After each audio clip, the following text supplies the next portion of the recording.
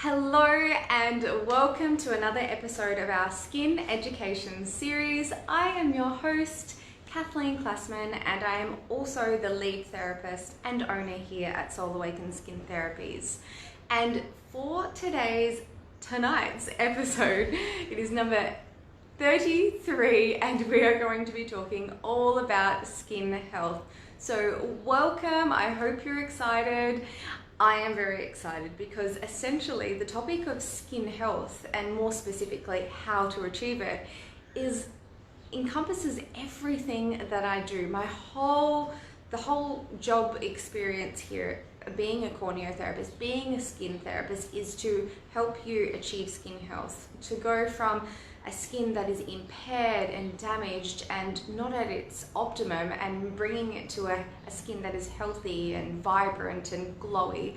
So this is a pretty big topic, but I am going to talk today about what does a healthy skin look like, what does it feel like, what does it not look and feel like, and giving you some tips on how you can achieve skin health. So last week we spoke about how to start a skincare routine, and we touched on a couple of the basics when it comes to building a skincare routine. So I will kind of build upon that. So definitely, if you haven't watched last week's episode, definitely, watch that one in your spare time. However, I will be kind of explaining it a little bit today. So let's just jump into it. And just a quick reminder, hello Catherine, quick reminder that this having a mental blank, let me just rewind.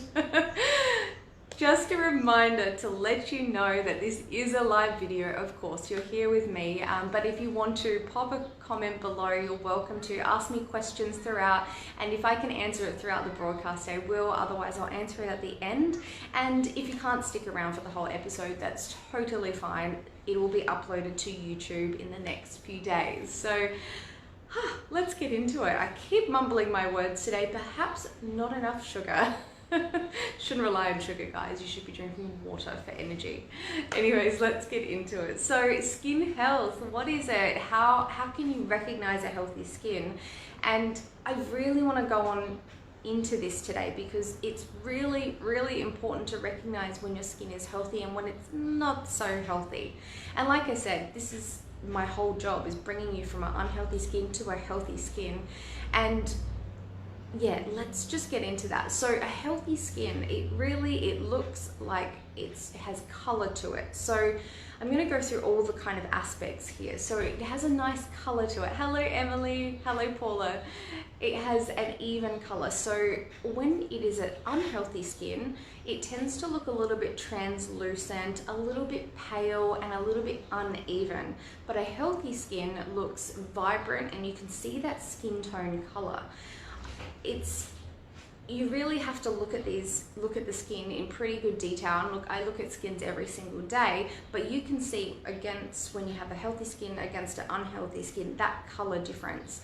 Sometimes you'll see there's a fair bit of redness in the cheek area, and sometimes even if there's not so much redness, but it is irritated in an unhealthy skin, this area here, and particularly wherever it is a little bit imbalanced, it'll kind of start to look different to the other aspects. Now, this isn't something you can just look at someone and tell. You need a light like I'm using today. So this is a ring light that's brightening my face here. Or you could even just use a phone light kind of from a far distance, but you'll see it. You can see on me, you can't see that. It is an even tone. It's the same skin color. But whereas an unhealthy skin will look kind of through here, it's very, very subtle, but you will see it. And you can see that color difference. And often on this side profile, you'll see kind of skin color here. Generally, it really depends on your case. And then kind of like a whitening kind of skin with hues of red and hues of kind of purples and grays. It really depends on your individual skin tone. But that is the difference there in terms of skin tone. So a healthy skin will look like a really nice bright skin color, whereas an unhealthy one will look a little bit translucent and grayish sometimes in tone. So a healthy skin will have minimal to no redness depending on your genetic skin type. So your genetic skin types, that's essentially where, how much redness you have genetically. So I'm someone with a bit of a European background. However, I do have my dad's side of the family German, a little bit Scottish and English, that kind of line. So a pretty strong European, which is Malta. That's where my mum's family is from. And they're dark, thicker skins, very tanned, strong skins. Whereas my dad's side, he has that Scottish, Irish, whatnot. And that's a more a lot of redness and a lot of paleness and a lot of freckles. So I'm pretty lucky. I've got a nice little fusion of both of them. But in terms of my natural amount of redness, it's pretty low. If I had more European blood in me, I would probably have even less natural redness. However, if I did take a little bit more after my dad, I would have those rosy cheeks, even with a healthy skin. So it's really important to find out what your genetic skin type is, and not to worry, I will be talking to you about that in a future episode. It's in a couple of weeks, so you can find out your skin type. But essentially, a healthy skin won't have an excessive amount of redness, particularly across the cheeks. This cheek area is usually the most sensitive area, or at least the most vulnerable part of your face, excluding your nose. Your nose is probably the most vulnerable part. So when your skin is unhealthy, this here on your nose and across your cheeks usually is the first area to start becoming disrupted and red and irritated, and it's usually a pretty good sign that something's not right. So a healthy skin will have little to no redness, and an unhealthy skin will generally have not just redness from flushing, but this redness that's always there. It's not on top of the surface, right? And it's not the undertone in terms of genetics. It's more of this kind of, it comes and goes redness, and it'll usually come about when you're cleansing or when you're putting on something that isn't the best, or you're outside in the weather and the wind is hitting you. An unhealthy skin through this area particularly will have a heightened amounts of redness. So the great thing about what I do here at Soul Awaken Skin Therapies is that when I'm taking someone down a skin transformation journey, their redness tends to decline pretty quickly, and it is just a reflection of that inflammation going down and their skin returning to skin health. It's a beautiful thing, and I know redness can be pretty disruptive for you when you're trying to, go makeup free and be really confident in your skin. So I hope that is encouraging, that you actually can reduce your redness depending on where your skin type sits. Of course, if you have red hair naturally, lots of freckles, and you blush quite easily, you'll have more redness. Undertone, it's an undertone, it's very different.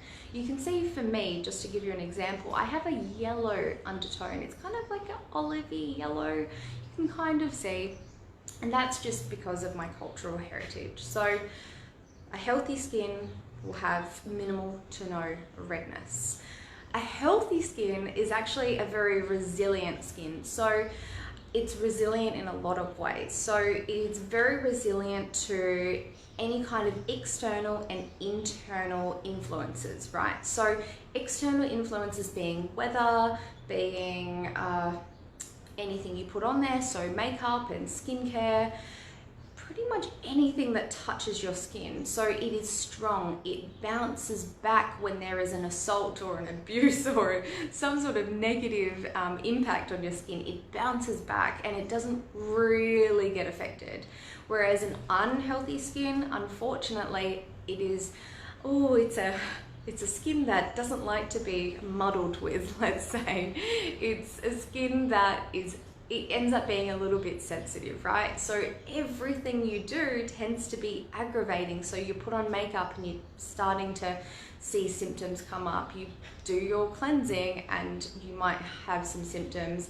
So many things will affect it externally, a unhealthy skin. So it definitely goes for food as well, so internally. So when you have a strong, healthy skin, you tend to be much more resilient to hormonal fluctuations. So I see this time and time again, and it's so incredible, and it's really hard to to express this to someone who has that unhealthy skin and actually get them to really believe and have faith that this will happen. But I've seen it many times, and someone who has something like PCOS or endometriosis, where there is a direct hormonal influence, and it might be the main reason why they have a skin condition in the first place, because of the hormone fluctuations, which therefore affect the sebum secretions, which therefore affect the skin in a negative way. But the thing is, when your skin is actually healthy, you're much more resilient to those internal changes. So like I said, I've got a client specifically with PCOS, and now that their skin is healthy and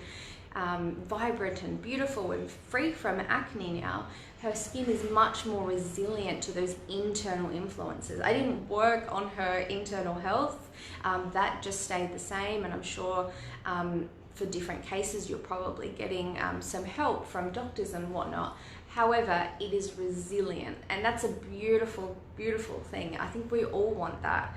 And it really goes for food and binging over Christmas, eating too much, drinking alcohol. You know, when you have an unhealthy skin, you tend to break out as soon as you have one unhealthy item. Whereas when your skin is healthy, like I said, it's resilient. It doesn't want to, it's not so affected by these small changes. So that is probably the big three, but also a healthy skin will tend not to have many breakouts. However, a healthy skin can have breakouts. No one is immune to breakouts. It is a complex, so complex. But essentially, it's all to do with the pilosebaceous unit, which is the hair shaft, the hair coming out of the skin, where the sebum attaches, and that whole shaft, right? And it's to do with that getting blocked. That's essentially what a pimple is. So a healthy skin will tend not to get many breakouts, but if that does get blocked for some reason, internally or externally, you will get a pimple. Look, I have a pimple remnants just here, so no one is immune. These ones, oh goodness, this one was one of those ones, and I hope you all can learn from me. I really hope you can, but I definitely picked it when I shouldn't have. It was one of those pimples that when it just came up, and I thought to myself, you know what, I would tell my clients not to pick at this. I left it. A couple of hours later, find myself in front of the mirror. Look, no one is perfect, and I know it's really hard to resist the urge, but what it turned into was a bit of a mess and a pimple that takes a really long time to heal because you've caused extra inflammation, but I digress. So a healthy skin will have less breakouts. A healthy skin will actually feel really soft and smooth and nice to touch. So it doesn't tend to have textural deformities. So not saying that it has to be super smooth and super glossy and really nice, but it will feel mainly soft and smooth, and it won't have rough bits everywhere. It might have a little bit because that's normal, that's how the skin fluctuates.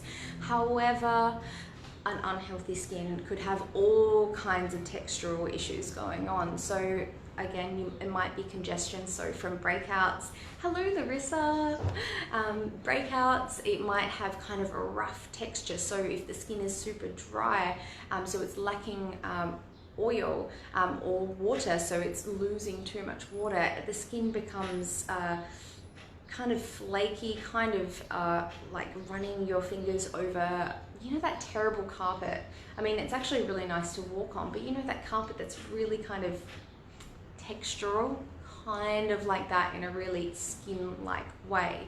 It can sometimes have flakes, all sorts. Honestly, textural conditions are a pretty big thing. Sometimes it'll feel almost just rough, and sometimes it'll feel quite fragile as well, an unhealthy skin. So a healthy skin feels intact. It has really good bounce back. Can you see that?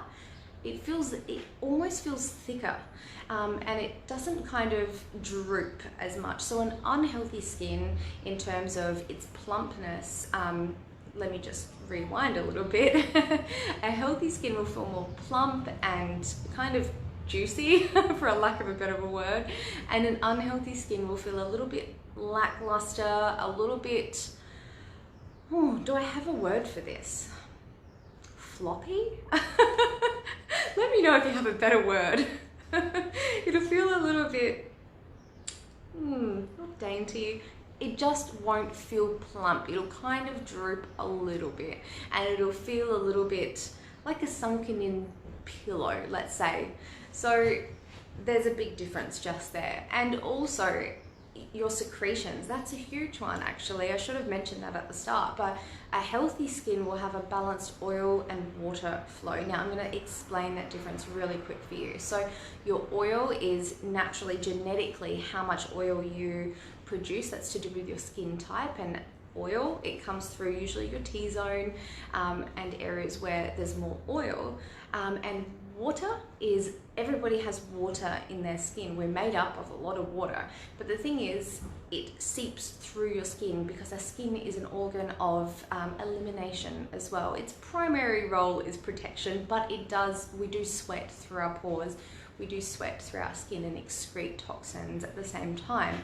So when your skin is unhealthy, right, you will have an imbalanced oil and you'll have more water coming out. And the reason for this is because when your skin is unhealthy, your barrier is generally impaired. What is your barrier? Your barrier is a basically invisible coat of mainly oil that covers your whole skin, and essentially when it is intact and when it is strong, when you have a healthy skin, it seals in water much better, and it actually protects from a lot of external influences, and it helps the skin to regenerate better. So you can just imagine if the oil, mainly oil hydrolipidic film here, is nice and strong and intact, you're losing less water through your skin. So you can imagine an unhealthy skin tends to be a little bit of an oil slick.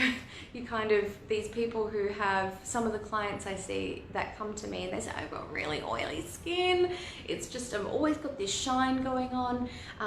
You know, I have oily skin, and usually I look at them and I say, look, you actually have more on the drier end. It just appears oily because you're literally losing water through your skin because your barrier is not intact. It's not holding in the water. So I hope that makes sense. But essentially, a healthy skin will tend to be balanced in terms of secretions, and an unhealthy one won't be. An unhealthy one will sometimes have a thickened oil secretion, and sometimes have that really, like I said, that water and kind of watery thinness on the skin. And the way you can tell this actually is generally through when you pick that oil up and it slides really well in your finger. It's a weird expression, but essentially you touch, you have a bit of an oily shine, you touch it and you go like that and it just slips. That's generally a lot more water than oil, and an unhealthy skin secretion will be like that. Whereas a healthy skin, you'll see a bit of a shine depending on how much oil you naturally have, but it won't be slick. It'll just be a little bit here and there, and you could easily just use a translucent powder and just kind of touch that up, or you could just kind of simply just get a napkin and take it off. So it's normal to have a shine throughout the day. It's just abnormal to be having an increase and excessive amounts. They're most of the skin, healthy skin, what a healthy skin looks like and what a healthy skin doesn't look like. They're the big main ones, but essentially you can tell what a healthy skin looks like. Just think of a baby and a young child. They have plump, it's smooth, it's even, it's really nice. It's a beautiful skin, whereas an unhealthy skin, there'll tend to be skin conditions going on. So this is why when I'm treating skin, my number one objective is to improve skin health and the functioning of a skin. Because what is a healthy skin? A healthy skin is a skin that is functioning well, it's doing its job. You can kind of think about your internal organ systems, like your digestive system, for example. When your digestive system is healthy and regulated, you go to the toilet the right amount of times per day, you digest your food properly, you don't really get bloating, and you regulate. And that's a healthy, balanced digestive system. The same as your skin, it can become imbalanced as well. Rajesh, hello, Rajesh. He says, is it by hormonal imbalance? Let me know what you mean by that and what I was referring to. But yes, the skin can be affected by hormonal imbalances, of course, absolutely, but it's definitely not the whole situation for a skin. But hormones do affect your skin in a lot of profound ways. And hello, Bianca. So essentially, we can bring your skin back to skin health and bring it back into balance, just like you would, like I said, your digestive system. So say you were getting all those horrible IBS symptoms. That's okay, Bianca. I'm so happy to have you here. It's lovely to have you on. But essentially, when your stomach is imbalanced and you've got these digestive disruptions, you go to a naturopath or your doctor. Well, generally a naturopath is pretty good at this. Doctors have a little bit of advice, I think, but they're tending to get a lot more as we learn more about that gut-brain axis and gut dysbiosis. But I digress. But essentially, when your digestive system is imbalanced, you go and you take a probiotic, you change your diet, you do all these things to make it back to balance, and then all of a sudden when it is healthy and it's functioning right, you can eat more foods and you can have more variety and you're less sensitive to those disruptions. So your skin is exactly the same. It's an organ. It's trying to keep you well, and unfortunately, if we affect it with too many things going on in a negative way, it will go out of balance. So like I said, that's what I do. I bring skin back to balance, and when it is healthy, less skin symptoms occur. So essentially, if your skin is presenting with acne, rosacea, pigmentation, so many issues, it's generally to do with unhealthy skin. Just having a little look here. Linda says, hi there, what happens with acne rosacea? Is there a natural way to correct it? It's complex. Complex answer. I wish I could give you just a one-word thing. Acne and rosacea are both very different conditions. You do have like a papulopustular type rosacea, and there are different grades of acne. So really, I would love to give you a little bit more information on this, but I cannot help you in just one sentence. So if you do have some questions, definitely feel free to send me a message through this page, and one of my admin girls can set up a phone call and we can have a quick conversation. I'd love to help you with that, Linda. But back to skin health. So yeah, like I said, it's more resilient. So what are we doing wrong? Why are we affecting our skin in this negative way? And how can we achieve skin health? Well, we've really got to consider everything here, and I can only touch on a few points today. You're welcome, Linda. So internally, how can we achieve skin health? You know what, this is really a no-brainer, but essentially you just want to go for good optimum health. So exercise, drink water, go to the doctor and make sure you're not deficient in anything and you're getting all your vitamins and minerals. It's a no-brainer. If you look after your internal health, your skin health, the health of your skin has a better chance of staying healthy. However, when it comes to external influences, oh, there's so many, and that is the whole reason why in this modern day society we need skincare, because we have done so much to the world, we've polluted it, all our fruit and veggies are devoid of nutrition, we do all these things, we touch it, we put makeup on it, we microdermabrate it, all of these things that affect it negatively. So this is why we have skincare. But essentially things, just to rattle them off the top of my head, things that are gonna disrupt your skin is essentially anything that is stripping, anything that is too exfoliating. It's kind of like anything that's harmful in some sort of way. So skincare and makeup can be harmful, but it can also be helpful. It's about finding that balance. As well, external influences, of course, the sun is going to negatively impact it. Your working environment, really harsh air cons, a lot of heating.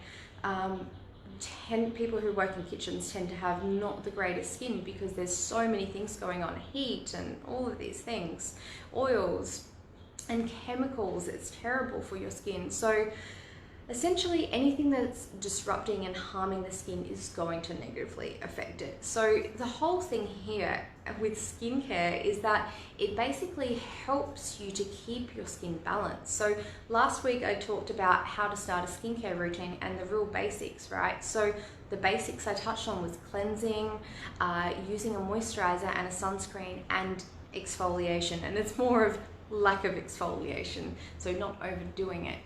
But essentially, if your skin is unhealthy, just to touch on this exfoliation, if your skin is unhealthy, the best thing you can do is to stop exfoliating, because what that is doing is taking off these top layers and you're disrupting your skin's natural healing process. So take it out of your routine and assess from there. Give your skin a bit of a break, because an unhealthy skin, and this is, whoa, I can't believe I missed this one, but this is a big one. A healthy skin will exfoliate itself, and an unhealthy skin will rely on exfoliation. So when a skin is healthy and balanced, it has this natural process called desquamation. It's its natural shedding process, and that's why we, back in the day, we didn't need to exfoliate. I'm sure we didn't have as nice a glowing skin as we have nowadays, but the thing is, it was exfoliating itself because we weren't affecting it too much. But when your skin is unhealthy, that whole desquamation process is hindered. We have skin cells getting clumped and disorganized and coming up really unhealthily. So exfoliating, unfortunately, you feel like you have to rely on it, but it tends to it's like putting fuel to a fire. It tends to make it worse. So just thought I'd pop that one in there. We forgot it before. But essentially, like I said, it's really about limiting things that are affecting your skin negatively and increasing those things that are helping it. So good nutrition, but externally, what can we do? What can we do? Like I said, you want to have a good cleansing routine that is gentle, that's putting back to your skin, that's not stripping your skin. I love the Dermaviduals cleansing milk for this because it hydrates your skin at the same time. It's actually that beautiful and gentle that you can use it as a moisturizer if you run out, or at the start of your skin transformation journey. I tend to do that for a lot of clients who have really barrier impaired skin. So a nice gentle cleansing cleanser or cleansing milk. You then want to moisturize. So last week I spoke about if you don't moisturize, essentially your skin is it's becoming impaired really slowly because you've just cleansed, and once you've cleansed, you're already starting to lose water from your skin. You haven't really put anything back to keep it intact, to keep the hydration in. Look, you'll be fine if you don't put a moisturizer on for a couple of days. You might just have a bit of dryness, a little bit of roughness. It's not a big deal, especially if your skin is healthy. However, that long-term not using a moisturizer, essentially, it's when you just cleansing your skin and not doing anything else, it does tend to become imbalanced, because cleansing is taking away your oils and it's taking things away. Even if you're doing it in a really gentle way, you want to put a little bit of moisture onto your skin, suited to your skin conditions, your skin type, and what you're wanting to achieve with your skin, of course. And then we spoke about sunscreen. So important. The sun is damaging your skin on a cellular level. It causes essentially damage to the DNA. So you want to use sunscreen, and we're going to talk about that next week. Actually, we're talking about how to take care of your skin in the sun. So stay tuned for more tips on sunscreen and sun care. But essentially, if you're not exfoliating too much as well, that's also a good thing. So in terms of exfoliating, doing it too much is really going to set your skin up to be in a bad way. Looking at the time, I'll give you a really quick story, because I have learnt this the hard way. I really, really have. And when I first started out in the industry, when I was working at a few other salons and spas, we get access to a lot of products, right? And you get into this really exciting stage when you're first in the industry. Oh, I want to try everything. And I'd never been introduced to exfoliation before. And my skin was all right. I had bouts of perioral dermatitis and a couple of breakouts here and there. But when I first started out in the industry, it was all right. It wasn't great, but it was all right. And I thought, you know what, I'm going to just stick it to my skin. I'm going to do everything possible to make my skin glow and have that beautiful complexion, right? But what I ended up doing, because I had access to everything, I kind of delved a little bit too much into exfoliation, right? So it's like, yep, I'm going to give myself a microdermabrasion. I'm going to put a chemical peel so it can just peel off my skin. And I started to have acids and enzymes in my daily regime, and it wasn't long until I started to break out quite a bit. I had open and closed comedones. I had quite a few breakouts all through my jawline, and well, that's what you get when you over exfoliate. So learn from me and learn from all the others who have been there, done that. It's unfortunately not going to do much for you. Just think of exfoliation like, it's like cutting grass. When you go to mow the lawn, for example, it's the first time I'm using this analogy, so bear with me if I stuff it up, but essentially, if you go to mow your lawn, what is it doing for the health of the grass, right? You need water and fertilizer to make the grass nice and strong. When you go to mow it, you're really just clipping the top off, and that's not doing all that much. I'm sure that it helps to make sure the grass doesn't get burnt. You know, when it gets long, it gets burnt and dry and yucky. And when it's shorter, of course, it won't look as bad, right? But when it's not really helping the health of the grass, you actually need to give it water, give it good sun, and give it your fertilizer. So I hope you use that analogy and think of that when you go to exfoliate. Think to yourself, why am I wanting to exfoliate?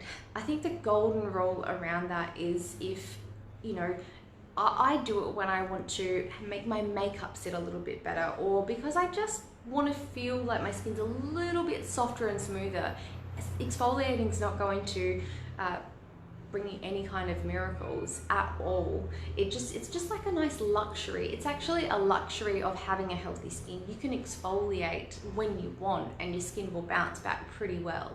But when your skin is unhealthy, I'm sure you've been there. If you've had acne, you've gone to go get a microdermabrasion, or you've gone to scrub your skin because you want to, you know, help those imperfections. It's all rough and scaly, but all of a sudden you're getting more breakouts. It's because you've disrupted that natural balance. It was trying to heal itself, but you kind of stopped it in its progress, in its process. So they are the main differences, and other little things that you can do to help your skin health. Some bonus tips here at the end is you can use, if you're wanting to transform your skin, which is what I do here at Soul Awaken, transform a skin from an unhealthy one to a healthy one.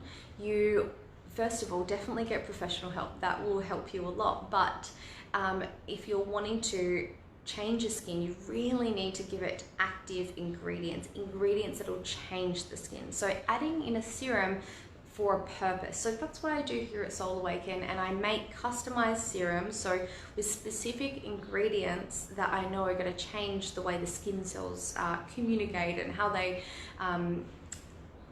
act, essentially. So adding in a serum, it's like taking supplements when you're deficient.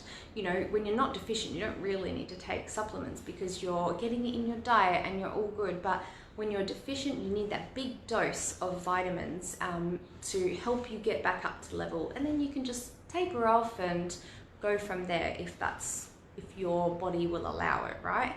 Same thing with your skin. So think about getting a serum if your skin is imbalanced. I always make them for my clients if their skin is imbalanced, but it does take certain precautions. We want to make sure we're not introducing it too soon and we're using the right ingredients. So that's where I come along. But also you can do things like LED. That's a fantastic modality to help your skin health.